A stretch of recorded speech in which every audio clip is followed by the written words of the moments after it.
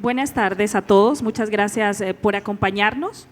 Les damos la bienvenida al panel Sociedad Civil bajo ataque, abordando la corrupción desde diversas perspectivas.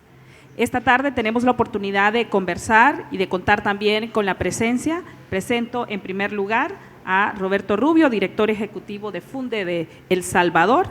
Está con nosotros también el director ejecutivo de la organización Acción Ciudadana en Guatemala, Manfredo Marroquín. Nos acompaña desde Honduras la directora ejecutiva del Consejo Nacional Anticorrupción, la abogada Gabriela Castellanos. Está con nosotros también el director de la Dirección de Democracia y Transparencia de la Asociación para una Sociedad Más Justa, el abogado Juan Carlos Aguilar. Con nosotros también en este panel el director ejecutivo de Poder Ciudadano en Argentina, Alberto Secchi. Y está con nosotros también esta tarde la directora vicepresidenta de programas de UOLA, Maureen Mayer, a quien agradecemos también por su presencia. Sin duda alguna, todos somos conscientes de la difícil situación que atraviesa la región latinoamericana para hacerle frente a la corrupción. Y justamente para iniciar este espacio de conversación es importante describir cuál es la situación actual que viven los países de nuestra región, especialmente en Centroamérica, pero también a nivel latinoamericano. Y justamente pediría en esta parte inicial que fuera Pablo, el director ejecutivo de Poder Ciudadano en Argentina, quien pueda ponernos en perspectiva para conocer cuál es el contexto actual de los países de nuestra región en cuanto a los esfuerzos anticorrupción. Bueno, gracias por la presentación. Me cambiaste el nombre al principio, pero bueno, mi abuelo se llamaba Alberto, así que puedo aceptarlo. El contexto de la lucha contra la corrupción en Latinoamérica es complejo, creo que no les estoy diciendo nada nuevo. Hay grandes desafíos en cada uno de los países. Hoy tuvimos una reunión hablando un poco sobre esto, de cómo nuestros países vienen de grandes diferencias en materia de lucha contra la corrupción, pero sin embargo empiezan a tener ciertos denominadores comunes. Y empezamos a ver en países que históricamente eran más institucionalizados, como Chile, como Argentina. Voy a dejar por ahora al margen a Uruguay, que me parece que es como la cápsula que tenemos en Latinoamérica. Pero estos países supuestamente más institucionalizados empiezan a tener ciertos problemas, principalmente vinculados a gobiernos populistas, a casos de corrupción con las mismas prácticas, etc. Entonces nos vamos pareciendo, todavía con grandes diferencias, nos vamos empezando a parecer un poquito más, y la corrupción es un denominador común en este sentido. El gran caso de corrupción que tuvimos en Latinoamérica, como la mayoría sabe, fue el caso Lava Jato en Brasil, que fue como que tuvo dos etapas. Una primera etapa muy vinculada. ¿Me estoy escuchando bien? Sí. Muy vinculada a un éxito de caso de corrupción, donde todos empezamos a mirar y vimos al gran monstruo en cuanto a tamaño que es Brasil, y empezamos a tener cierta esperanza en, bueno, si en Brasil avanza la lucha contra la corrupción, si en Brasil se descubre un caso de tamaña magnitud y la justicia está respondiendo, además en un caso que tenía vínculos creo que con la mayoría de los países en Latinoamérica, bueno, hay cierta esperanza de que la lucha contra la corrupción empieza a tener ciertos resultados. Ese castillo de naipes que teníamos en determinado momento, de un día para otro se desmoronó bastante, no voy a comentarles por qué, seguramente la mayoría de ustedes lo saben, pero diferentes vínculos políticos, judiciales, probatorios, de mecanismos de control, etcétera, hizo que esa causa quede un poco, no solamente quede un poco en la nada, sino que resurja con cierta fuerza algún tipo de lucha contraria contra los movimientos que luchamos contra la corrupción. Entonces, bueno, tuvo un primer momento bueno y un final bastante catastrófico, diría yo, en materia de lucha contra la corrupción. Y esto es algo con lo cual querría cerrar este momento, es algo a lo cual estamos acostumbrados, a que la lucha contra la corrupción despierte ciertos enojos contra aquellos que trabajamos en esta materia. Seguramente por intereses políticos, por intereses económicos, con quienes nosotros nos metemos, contra quienes nosotros trabajamos. Sabemos que no estamos luchando solamente contra un corrupto o una organización, sino que estamos muchas veces trabajando contra un sistema político que está corrupto, contra un sistema económico que necesita de la corrupción para preponderar, y me parece que ahí está uno de los grandes desafíos. Latinoamérica tiene muchísimo para hacer contra la corrupción. Sin embargo, algo que también dijimos hoy a la mañana, hemos avanzado muchísimo en esta materia. Hemos avanzado muchísimo en normativas, hemos avanzado en temas de financiamiento político, hemos avanzado en temas de acceso a la información pública. No es la misma situación hoy que hace 20 años atrás, pero sin embargo los desafíos siguen siendo muchos y principalmente las amenazas para con la sociedad civil siguen siendo muy grandes. Gracias, Pablo. Y justamente a partir de estas buenas experiencias, de ese proceso de aprendizaje que se ha tenido desde sociedad civil con esa óptica más positiva, hay que destacar que han habido esfuerzos importantes, el caso de la MASI en Guatemala, El Salvador, en el caso de Honduras, la CICI, y justamente aprovecho este momento, Manfredo, para valorar justamente estas iniciativas que se han iniciado justamente desde la sociedad civil organizada. Muchas gracias. Sí. Bueno, Guatemala es tal vez el mejor ejemplo de lo que describió reciente Pablo, de un caso donde hubo un éxito bastante grande en la lucha contra la corrupción. Obviamente ese éxito fue apoyado por una fuerza multinacional que era Naciones Unidas. Obviamente tuvo éxito porque eran fiscales externos al país, eran fiscales de Europa, de Sudamérica, de Estados Unidos, y no tenían esos, digamos, no estaban de manos atadas como lo están muchos funcionarios a nivel local que están capturados por las redes de corrupción, y obviamente tenían las técnicas para hacer la investigación y por eso dieron resultados. Pero el problema es que se excedieron en los resultados buenos, como decimos nosotros, murió de éxito, sí, porque se atrevió a hacer lo que en toda la historia de Guatemala no se había logrado, que es poner en vitrina, frente a toda la sociedad, cómo élites políticas, empresariales, militares, del crimen organizado, capturan la mayoría de recursos del Estado para fines extractivos, básicamente.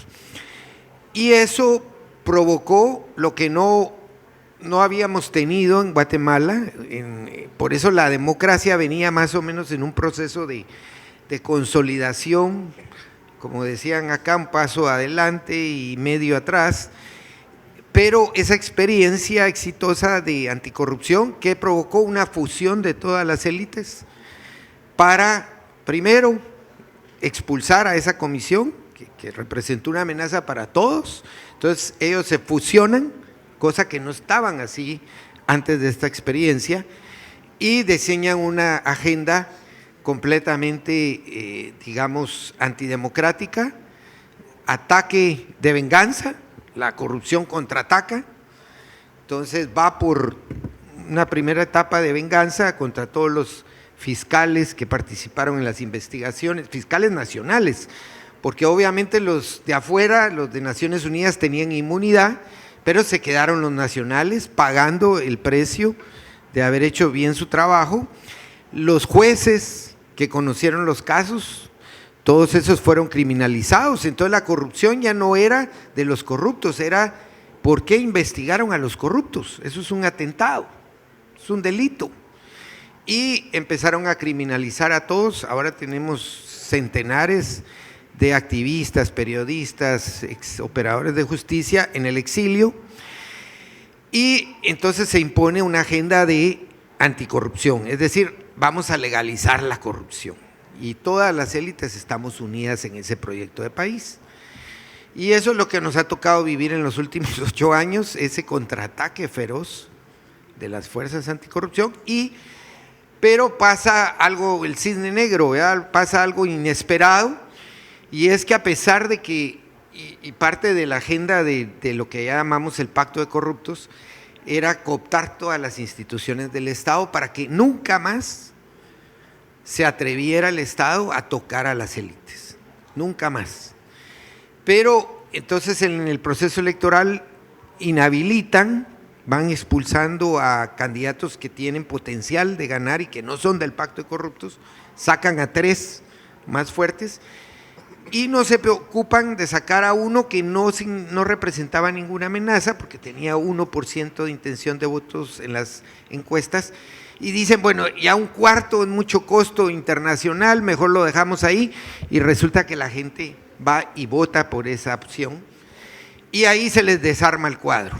Entonces, haber luchado contra la corrupción nos ha costado ahora una etapa oscura de persecución, de represión, de cierre de espacios para la sociedad civil, pero ahora estamos, digamos, en esa transición de un gobierno que sí quiere como que poner en su lugar a ese monstruo que se formó del pacto de corruptos, pero obviamente ese monstruo controla el Poder Judicial, controla el Congreso, controla todas las instituciones, el Ministerio Público, que está ahí para proteger a los corruptos y perseguir a los anticorrupción, y estamos en esa transición no definida ahorita de ver qué va a pasar, pero interesante porque de una experiencia exitosa anticorrupción estamos ahora que despertamos al monstruo de la corrupción con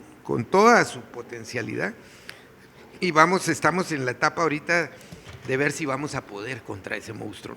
Y ya vamos a hablar y vamos a profundizar un poco sobre las estrategias que utiliza ahora el monstruo de la corrupción para justamente atacar a la sociedad civil. Pero antes creo que vale la pena también recoger una experiencia bastante similar a la que ocurrió con la CICIG en Guatemala, en el caso de Honduras. Abogada Gabriela, ¿cómo recogemos justamente la experiencia de Honduras con la MASI y ahora con esa demanda de los hondureños para la instalación de una CICI? Gracias, muy buenas tardes a todos y a todas. Gracias por tener la paciencia de escucharnos. Me complace estar en este panel con cada uno de ustedes. Si hablamos sobre esos retos y desafíos que tenemos como región centroamericana, pero también como Latinoamérica, y por qué no mencionarla a nivel mundial, necesitaríamos unos 5 espacios más de estos. Pero al final debemos de ser concretos y mencionar que la región pasa por similares condiciones de corrupción e impunidad. Y al final sí tenemos muchos retos, muchos desafíos, pero también ciertos puntos que hemos tocado, como lo decía aquí mi compañero, que hemos tocado ese monstruo de la corrupción.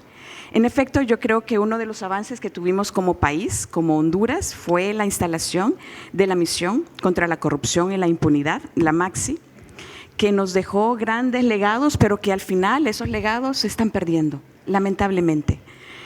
Pues porque tuvimos 14 casos de gran impacto, donde se señalaron personas que antes históricamente no se habían tocado en nuestro país, a funcionarios de primer nivel. Asimismo, la MAXI dejó un circuito anticorrupción que precisamente era ese circuito especial para judicializar y avanzar en temas de corrupción y impunidad, y por otro lado, pues se fortaleció una de las unidades más importantes que en ese momento fue en el Ministerio Público. Repito, lamentablemente eso pues solo quedan vestigios de lo que fue la misión, pues porque los corruptos y los nuevos funcionarios se han encargado de desaparecer precisamente todo ese trabajo. Y hoy nos vemos tan parecidos en Centroamérica con temas de concentración de poder, con temas de nepotismo. Y eso solamente nos lleva a más corrupción y más impunidad, lamentablemente. pero sí me gustaría decir en este momento y bajo esa pregunta que la agenda anticorrupción la lleva sociedad civil, que hoy nuestros países, desde las más altas autoridades, el tema de corrupción, de institucionalidad, de gobernanza, solamente queda en agenda, en un muy buen discurso. Al final, nosotros como sociedad civil somos los que mantenemos este trabajo de luchar contra la corrupción de manera frontal y trabajar en la prevención. Y creo que eso es lo que hace de una u otra manera no desmoronarse la débil democracia que actualmente tenemos como países. Manfredo lo decía hace unos segundos, los corruptos atacan, ahora son ellos los que atacan. Justamente, Roberto, ¿cómo han sido esas formas de persecución? ¿Cómo han sido esos ataques de los corruptos a estas iniciativas de sociedad civil? Mira, cada país debe tener sus distintas formas como los gobiernos o los que están en el poder atacan, ¿no? En el caso nuestro, un instrumento fundamental es el tema de las comunicaciones. Ustedes saben que ahora, pues, parte de la batalla de la lucha contra la corrupción se da también en el nivel de las comunicaciones. En buena parte, por ejemplo, la tolerancia que existe de mucha población a la corrupción, en gran parte se debe también al arte de engañar, al arte de esconder, ¿no? La corrupción, ¿no? Y cuando tú estás en una circunstancia donde hay un dominio muy fuerte de la comunicación, como es el caso salvadoreño y habrá otros casos iguales, ¿no?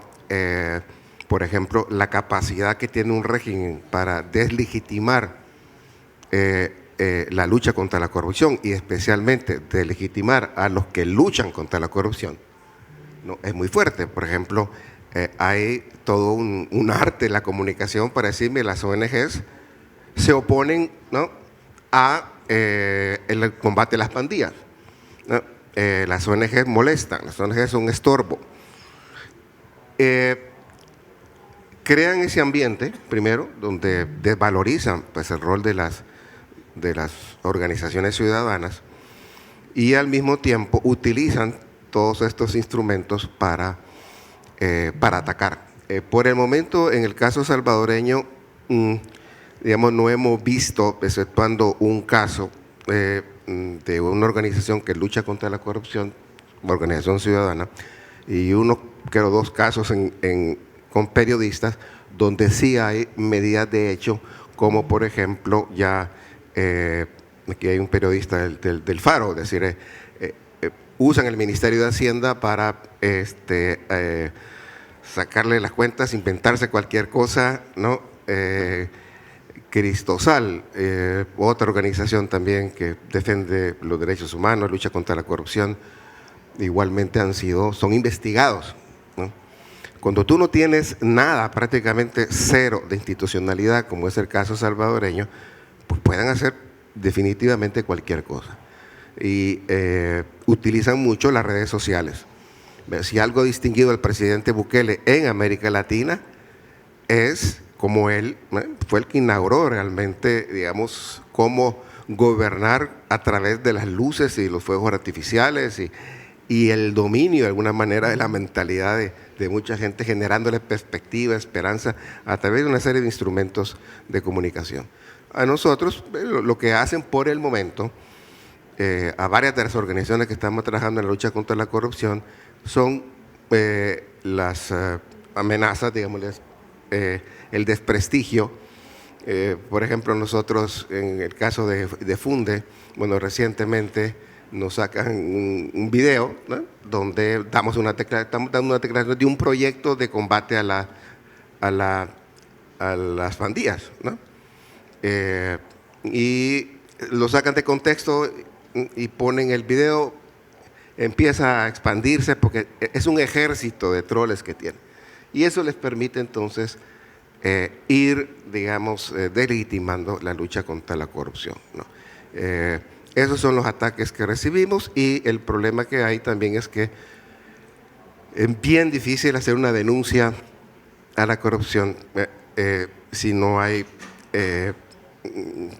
bueno, aunque haya evidencia, cuando no hay institucionalidad, un compañero nuestro simplemente dijo de que la historia va a juzgar a esta diputada, ¿no?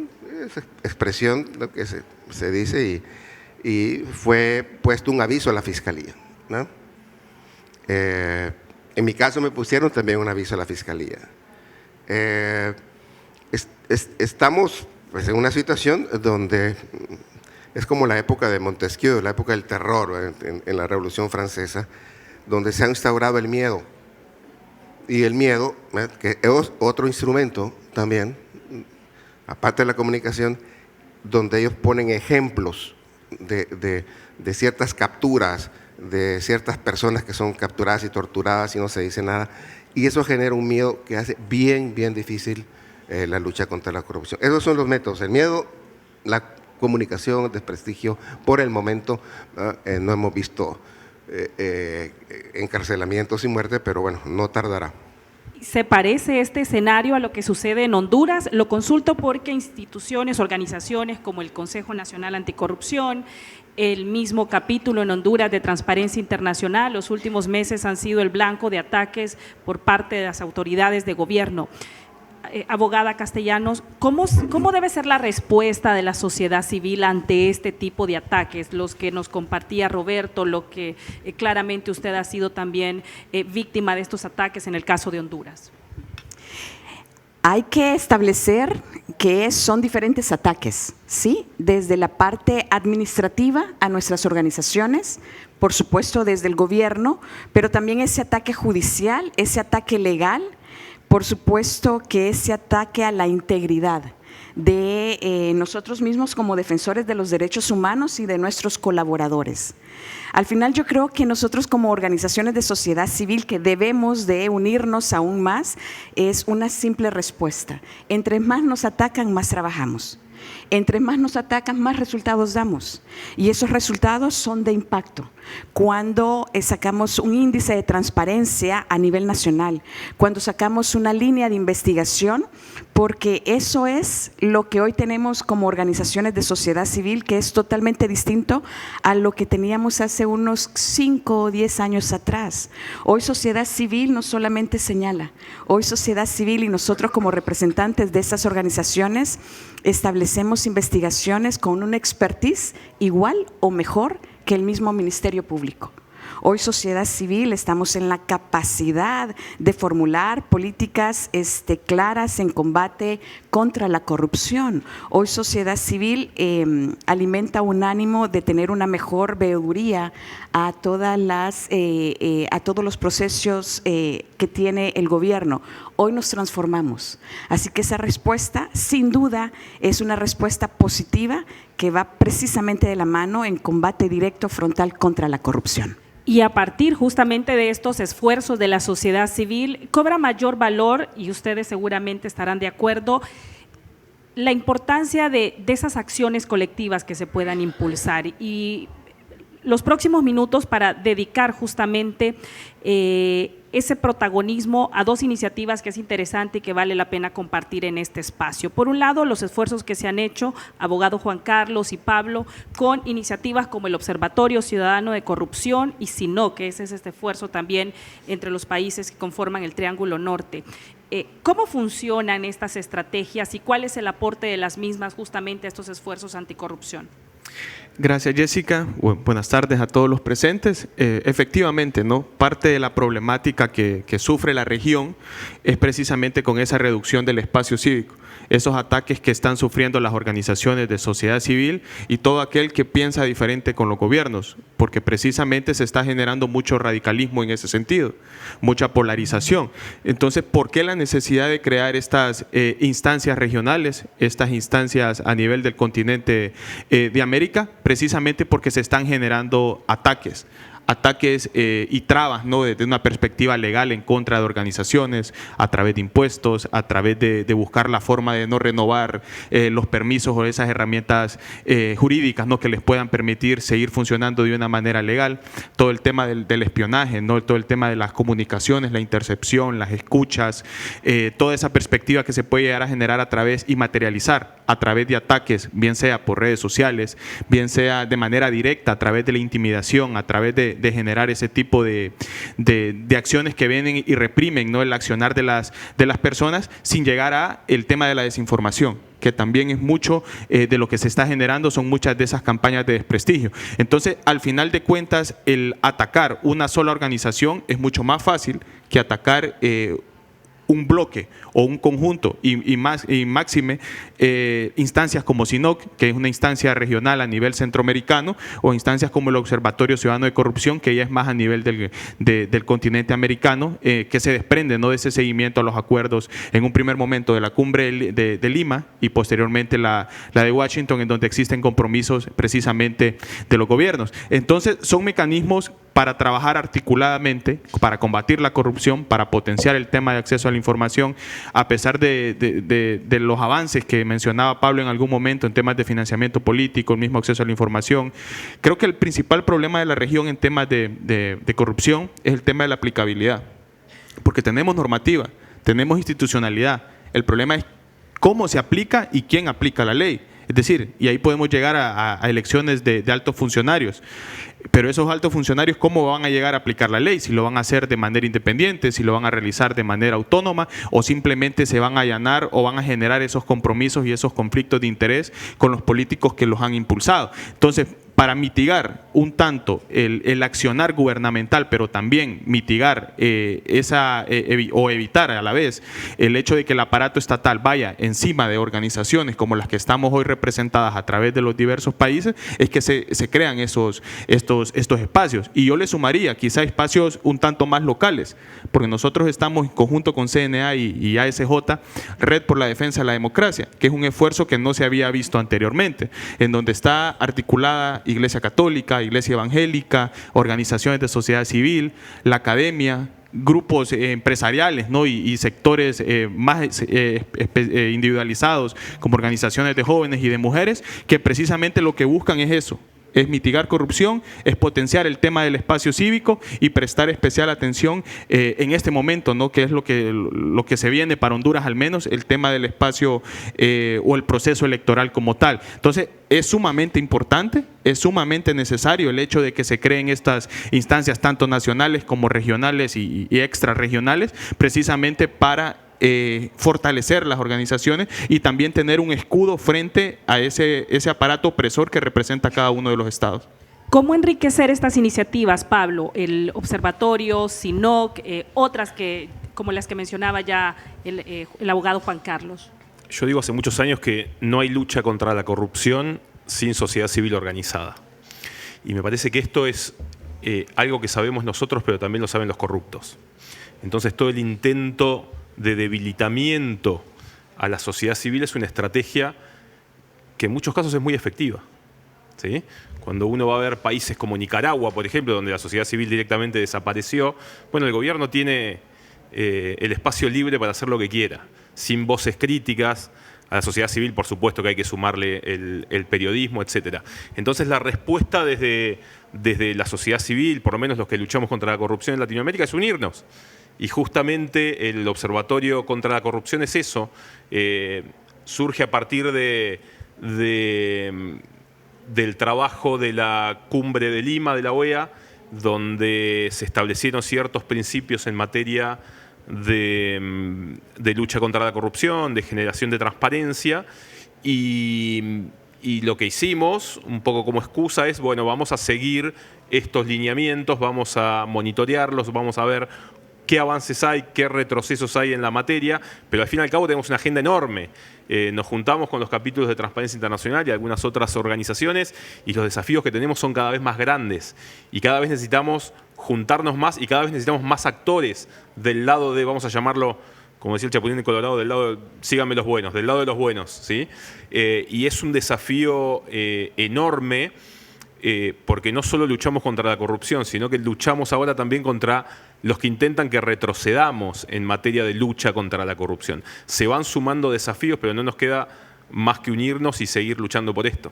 Las iniciativas ahí están, algunas las hemos mencionado, pero ¿cómo logramos ser mucho más influyentes, Manfredo? ¿Cómo logramos ser más efectivos en estas iniciativas colectivas de lucha anticorrupción?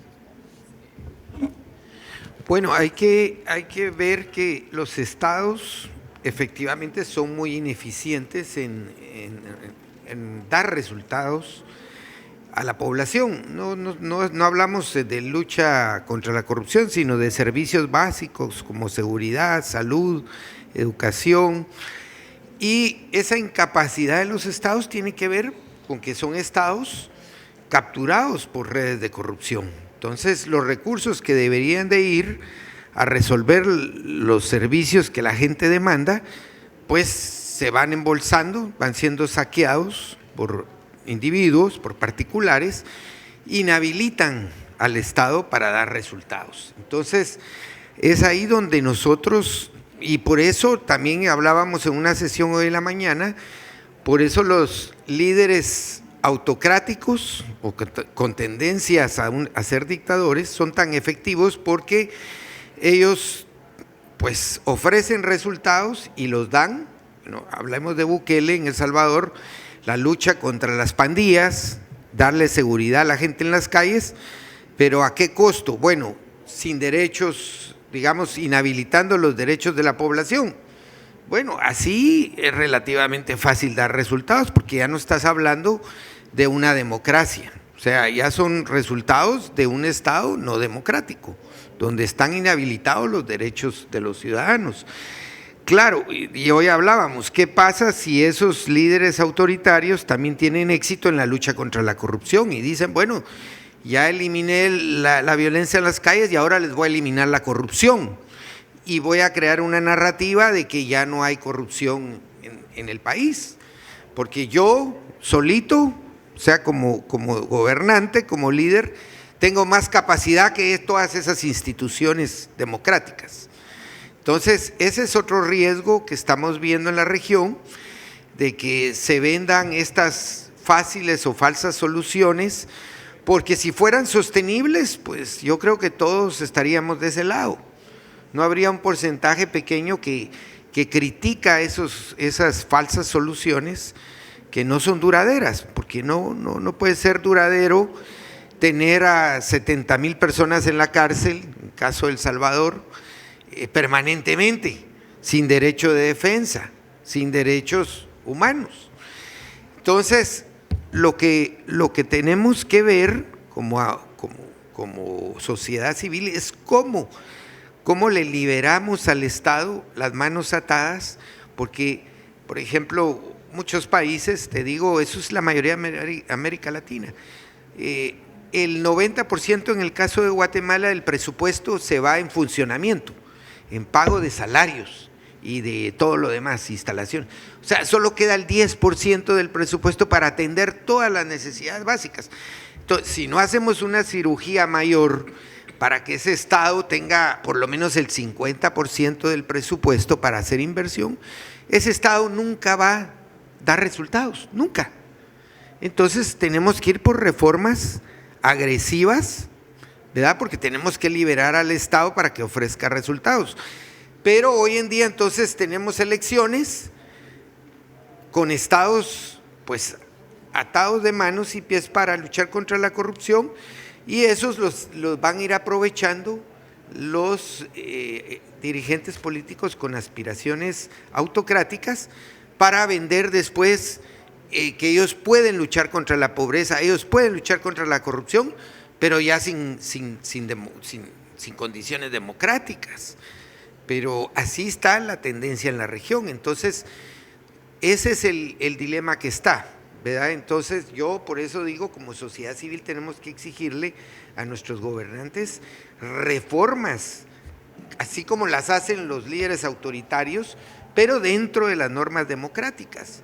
¿Cómo hacemos que el Estado de Guatemala, por ejemplo, libere el 40% de su presupuesto y no esté pagando planillas en instituciones que no funcionan, que son burocracia muerta, que solo consume y no libera recursos. Entonces, también necesitamos que los líderes democráticos tomen medidas más agresivas para liberar al Estado y que tenga, digamos, condiciones de darle resultados a la población. Pero mientras no hagamos eso, nos van a ir ganando en la competencia esta los líderes autoritarios que saben vender mejor, y ellos sí saben cortar un Estado, quitan, ¿verdad? Quitan instituciones, no les importa a qué costo, y dan resultados. Roberto, ¿es posible compartir algunas recomendaciones prácticas para que esta voz de la sociedad civil sea escuchada, y especialmente sea escuchada y que tengan una participación activa de forma más inclusiva, especialmente aquellos grupos que históricamente han estado excluidos? ¿Cómo abordar la corrupción con un enfoque más interseccional, con mayor participación de estos grupos en condición de vulnerabilidad? Cuando tú luchas contra la corrupción en países donde se tolera y donde la percepción de la corrupción pues es que o el gobierno no es corrupto, porque acuérdate que los gobiernos también, no es que digan muchos desapareció la corrupción, sino que primero usan la corrupción en contra de la oposición. Y lo hemos visto, es decir, la lucha contra la corrupción de alguna manera la han retomado también los gobiernos, los corruptos la retoman, ¿no? Y también yo creo que lo que hacen es agarrar ciertos casos dentro de ellos que son sacrificables. Con esas dos cosas y con una buena campaña, con una buena dosis de engaño, creo que es bien difícil. Ahora, por lo tanto, ¿cómo respondemos a eso? Insisto nuevamente, el tema de la comunicación. Cuando le hablas de corrupción a la gente que tiene que tomar el bus, que la van a asaltar, que no tiene que comer, que no la atienden bien en el hospital, esa gente está pensando en otra cosa. La gente no come, por decir así, el tema de la corrupción, igual que la democracia. Es decir, por años la democracia no les ha dicho mayor cosa. La corrupción no les dice mayor cosa, ¿no? Entonces, el problema que tenemos, digo, las organizaciones ciudadanas, es que somos un poco elevados, ¿no? Queremos hablarle a la gente con la razón y no con el sentimiento, ¿no? La comunicación tiene que, para que le llegue a esta gente, tiene que tener también, usar medios audiovisuales, no solamente los comunicados, que a veces sacamos comunicados y que a veces nadie lee, ¿no? La gente digo, que está con esa situación que tolera la corrupción, es que no le da mucho significado. En todo caso dicen, bueno, todos son corruptos, ¿no? Entonces no hay nada que hacer, todos son corruptos. Por eso es que una técnica innovadora es ver cómo, y eso es lo que estamos tratando de hacer, lo hicimos con el tema de la violencia, de la prevención de violencia, y es usar el entretenimiento para denunciar la corrupción o usar el entretenimiento para cambiar la percepción que se tiene de la corrupción. Porque la gente dice, usa TikTok, usa Facebook, Instagram, ya no lee los periódicos o los artículos, ¿no? Eso es entre nosotros, que nos podemos entender, pero cómo hacer que la gente pueda, en su teléfono, casi todos en El Salvador tienen un teléfono celular, ¿no? Y ellos ven, es decir, a través de eso, pero tiene que ser una cosa no tan seria, por Dios, o sea, es que somos demasiado serios, perdónenme, ¿no? Con cómics, con chistes, tenemos que llegar a esa gente. Bueno, y forma parte justamente de estas iniciativas creativas e innovadoras que buscamos poner en el tapete de discusión en este espacio. Acercándonos a esta parte final, es importante detenernos para analizar el impacto, la importancia también del apoyo internacional en la lucha anticorrupción. Quisiera que justamente junto con Maureen y Gabriela pudiéramos conversar al respecto. ¿Cómo ha influido en primer lugar, Gabriela, ese apoyo de los organismos internacionales, en el caso de WOLA, de USAID, que también han acompañado, han dado ese acompañamiento a estos esfuerzos de la sociedad civil. En primer lugar, me detengo para escucharle. Rápidamente, después de tantos ataques de los gobiernos, de los distintos gobiernos, a nuestro trabajo es bastante difícil seguir adelante y podemos tener una estrategia clara. Tú lo mencionaste, ¿no? El tema de comunicaciones, y pueden ser otras, pero tener esa estrategia clara sin acompañamiento internacional muchas veces se hace imposible. En el caso de organizaciones de la sociedad civil de Honduras, y no solamente hablo de ONGs, sino que hablo de otro sinnúmero de organizaciones de sociedad civil, porque no solamente somos uno. El acompañamiento de los socios estratégicos de las agencias internacionales es importante. No solamente estoy hablando en temas de financiamiento, sino que estoy hablando de respaldo político. Es importante. Nosotros hemos visto cómo somos atacados de manera constante cuando sacamos ciertos resultados de impacto que va señalando, obviamente, a los gobiernos de turno. Y bueno, creo que ese aire que respiramos afuera es importante. Ese apoyo internacional es relevante. Lo hemos dicho en sinnúmero de ocasiones. Muchas veces no podríamos hacer nuestro trabajo sin ese respaldo y ese apoyo decidido de agencias internacionales. La comunicación es poderosa, pero esa comunicación tiene que ir acompañada de una estrategia clara de dónde va la organización en el combate frontal contra la corrupción, pero más allá en la defensa de los derechos humanos. Y desde estos organismos internacionales, Maureen, ¿qué se puede generar? ¿Qué tipo de recomendaciones para dar, por un lado, seguimiento a estas iniciativas y asegurar la sostenibilidad de las mismas? Yo creo que, por un lado, desde WOLA, nuestro papel como organización de derechos humanos realmente es buscar cómo trabajar con contrapartes en la región para levantar su voz, sus estrategias y a tomadores de decisión en Estados Unidos. Hacemos mucho para incidir en la cooperación del gobierno de Estados Unidos, tanto a nivel financiero, o sea, cómo apoya a gobiernos, a la sociedad civil en la lucha contra la corrupción. En su momento, el gobierno de Estados Unidos financiaba la CICIG en total $44.5 millones, al Maxi también, y se ve el impacto cuando un presidente como lo que fue el presidente Trump dejó de importar el tema de la corrupción en la región y se pudo desmantelar la CICIG en Guatemala. Creo que la importancia realmente del apoyo financiero y político de mensajes de congresistas de Estados Unidos, de organizaciones, del Ejecutivo sobre las personas defensoras, también campeones contra corrupción que han sido atacadas en diferentes países, y también el apoyo financiero, ¿no? Sobre todo a diferentes esfuerzos. Yo creo que en ese contexto es importante pensar qué es lo que ha funcionado y que tiene más peso, ¿no? en la región.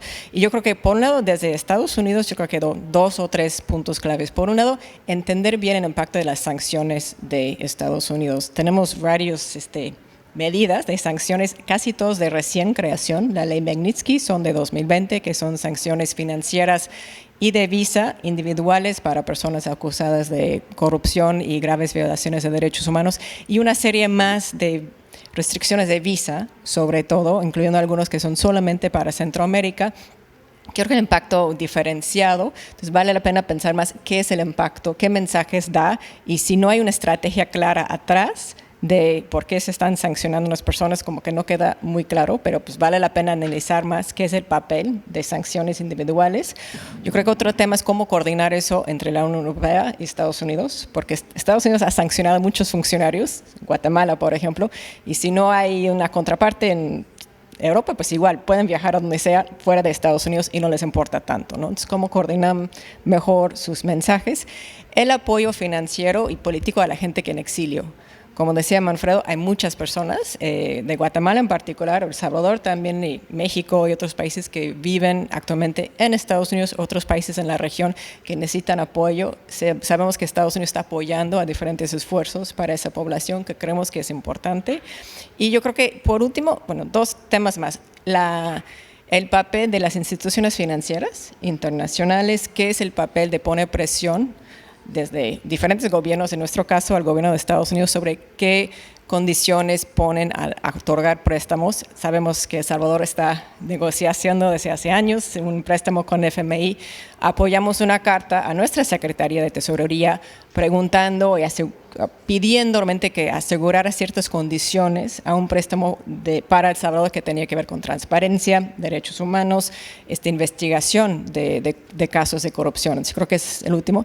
Y yo creo que pensando en las lecciones aprendidas de la CICIG, del MAXI, de lo que podría ser una comisión en Honduras, cómo seguir buscando apoyo internacional para esos esfuerzos, pero también el papel de asistencia técnica internacional que ha tenido su impacto en fortalecer las capacidades nacionales de investigar casos, pero también dar respaldo político a lo que se están haciendo. Bueno, son hombres y mujeres acostumbrados a desafíos, así que no van a tener problemas y les pido que en menos de un minuto puedan dar una recomendación en este contexto de tanta persecución y de alta vulnerabilidad, una recomendación sobre esas nuevas herramientas o enfoques que se pueden adoptar para fortalecer la lucha anticorrupción. Roberto, comenzamos por acá. Se me olvidaban que hay otras dos cosas aparte de la comunicación. Una es el uso de la inteligencia artificial, que creo que no sé si los gobiernos lo están usando. El gobierno de Bukele ha contratado a un especialista en inteligencia artificial, ¿no? Y el otro es, y aquí está Merchi, que tiene una persona ahí que está trabajando sobre, no sé cómo se llama Merchi, pero es toda yo tuve la oportunidad de verla, es cómo se puede usar, no sé si es parte de inteligencia artificial, pero para mapear, ¿no?, la corrupción con todos los vínculos que no vemos, es decir, normalmente no logramos ver hasta dónde llegan los brazos de la corrupción, ¿no? Y es impresionante, ojalá que hubiera habido tiempo en este espacio para mostrar las redes de corrupción, por ejemplo, en Venezuela, que hasta, no sé, llegan a Marte, o sea, son impresionantes, ¿no? Creo que usando ese tipo de herramientas, sobre todo cuando tenemos falta de información, puede ser muy, muy, muy útil. Muchas gracias, Manfredo. Bueno, yo creo que aparte de lo que se habló antes de tener más unión entre organizaciones, porque esto del CINOC, que es una instancia trinacional de El Salvador, Guatemala y Honduras, surgió porque en los tres países las organizaciones nos unimos porque estábamos los tres enfrentando acoso de cada gobierno. Entonces logramos definir una agenda que ya estamos trabajando, que no es la suma de las tres situaciones de los países y sus problemas individuales que se parecen, sino logramos identificar estrategias comunes para enfrentar el tema de los ataques y la corrupción. Entonces definimos, por ejemplo, tener una estrategia única de litigio estratégico para los temas de gran corrupción en cada país. Entonces definimos instrumentos de medición de corrupción a nivel también de los tres países. Entonces, y también estrategias de incidencia. Entonces creo que ese nivel ya de más coordinación estratégica multipaís era necesario y creo que va a seguir siendo necesario.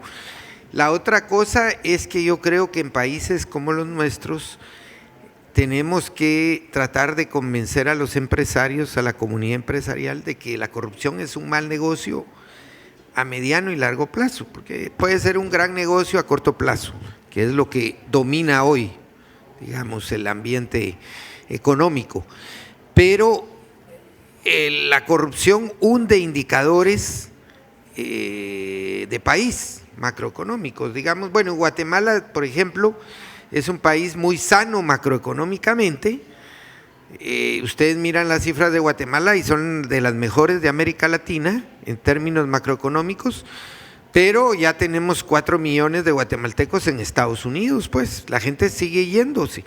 ¿Por qué? Porque la corrupción se come los recursos que deberían de ir a atender esos esos servicios básicos que la gente no encuentra y decide irse a Estados Unidos. Este año se espera que recibamos 22 mil millones de dólares en remesas, 22 billones de dólares en remesas de esos 4 millones. Gracias a eso el país sale y tiene mercado de consumo interno. Pero a lo que vamos es que tenemos que convencer a los empresarios de que la corrupción es un negocio, es un malo para el largo plazo de los países, porque, bueno, si tienes, Guatemala está entre los 5 países con peor nota en el índice de percepción de corrupción. Está malo y eso te lleva a otros indicadores, porque todos van, es integral, mala nota.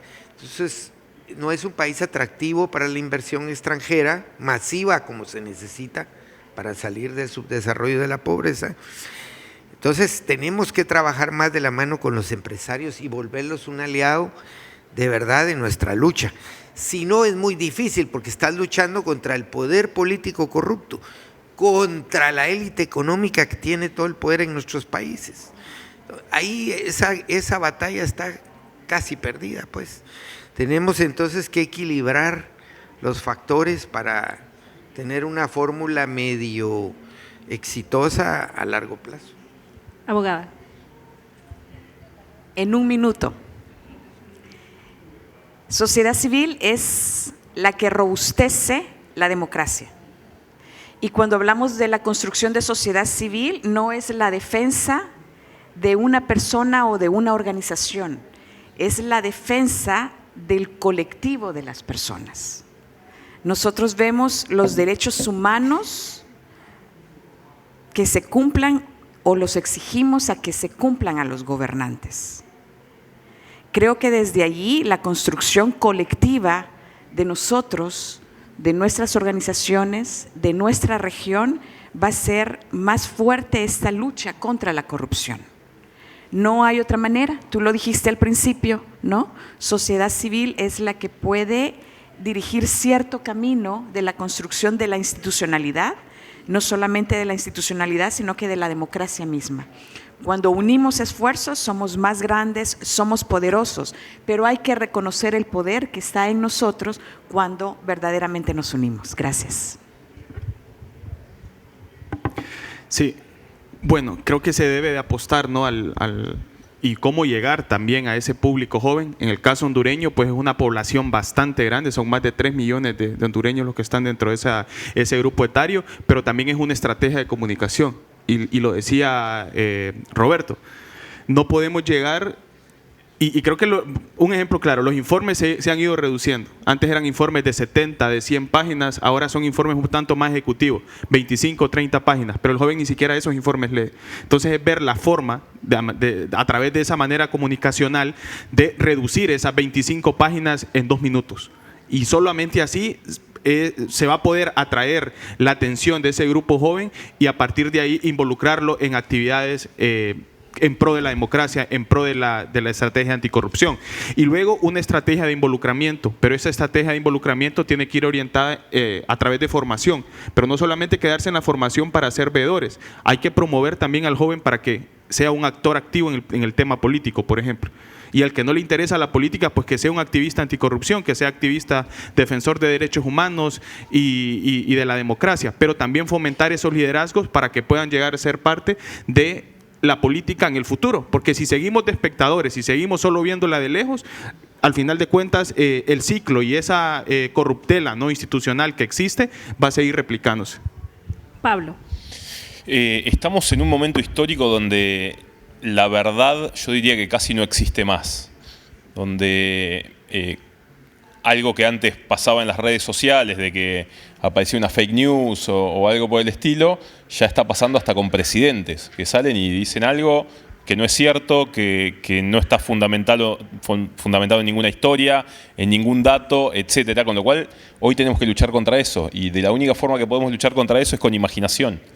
Me parece que el gran desafío para nosotros, obvio que puede ser TikTok. Yo no me veo en TikTok, la verdad, creo que me pasó el cuarto de hora para eso, pero sí, quizás nuestro equipo.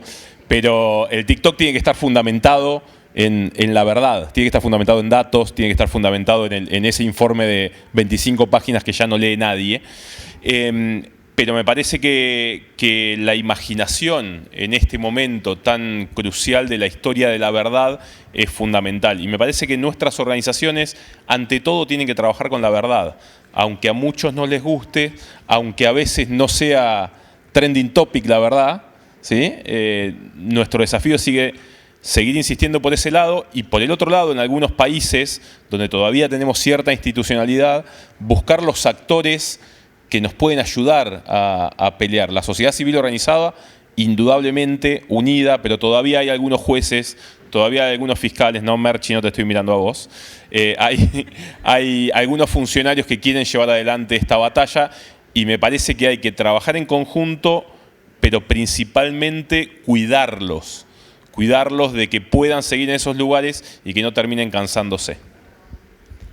Maureen. Brevemente, yo creo que pensando en lo que decía Manfredo de convencer al sector empresarial que es mal negocio, la corrupción, también hay que ampliar, incluso en Estados Unidos, cómo hablamos con diferentes sectores sobre lo que está pasando en la región. Por un lado, Cámara de Comercio, o sea, sí, en un momento dado hubo mucho apoyo desde el sector empresarial a la CICIG en Guatemala, incluso a los esfuerzos en México del Sistema Nacional Anticorrupción. Entonces, cómo acercarnos a esos actores, pero también cómo en un momento político en Estados Unidos muy complicado, muy polarizado, pero donde también hemos visto varios actores, diría, pues, del Partido Republicano que en el caso de Centroamérica en particular están viendo las cosas de una forma muy ideológica en cuanto a apoyar a Bukele, o sea, vender la democracia, derechos humanos por seguridad en ese caso, o donde han criticado duramente el gobierno de Biden por su apoyo a Guatemala y las sanciones que han interpuesto a la fiscal general y otros actores que están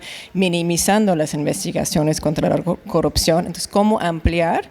En un momento que va a ser muy importante también tener más apoyo bipartidista para avanzar en cualquier cosa de lucha contra la corrupción en Centroamérica o en la región en lo general, más apoyo bipartidista de por qué es importante tener instituciones libres de corrupción para también la democracia, pero también los intereses de Estados Unidos de tener una región estable y libre de corrupción. Muchísimas gracias. Gracias a cada uno por compartir de forma breve esas recomendaciones puntuales, esas nuevas ideas innovadoras. Sé que veo algunos por ahí tomando nota, pero para facilitarles aún ese proceso de identificar de lo más relevante que han compartido nuestros expertos esta tarde, voy a llamar a continuación al director de Seguridad y Justicia de la organización ASJ, al capítulo en Honduras de Transparencia Internacional, el abogado Nelson Castañeda, que nos va a compartir unas conclusiones de lo más relevante que se ha abordado durante este panel. Adelante. Gracias. Bueno, primero que nada, mi admiración y respeto para cada uno de ustedes, actores valientes, ¿verdad?, en esta lucha que no es nada fácil. Solo recordar que saliendo de aquí, pues todos vamos para prisión, pero a celebrar el cierre de una jornada muy importante, muy relevante, y creo que nos llevamos cada uno de nosotros información muy valiosa respecto a este tema. Y bueno, no fue fácil para mí, con todo lo que han dicho, concluir con cada uno de los aspectos que ustedes han mencionado, pero rápidamente se hablaba al inicio de la situación actual de la lucha anticorrupción y se ha descrito de manera clara que esta situación en sus respectivos países y en Latinoamérica en general enfrentamos numerosos retos.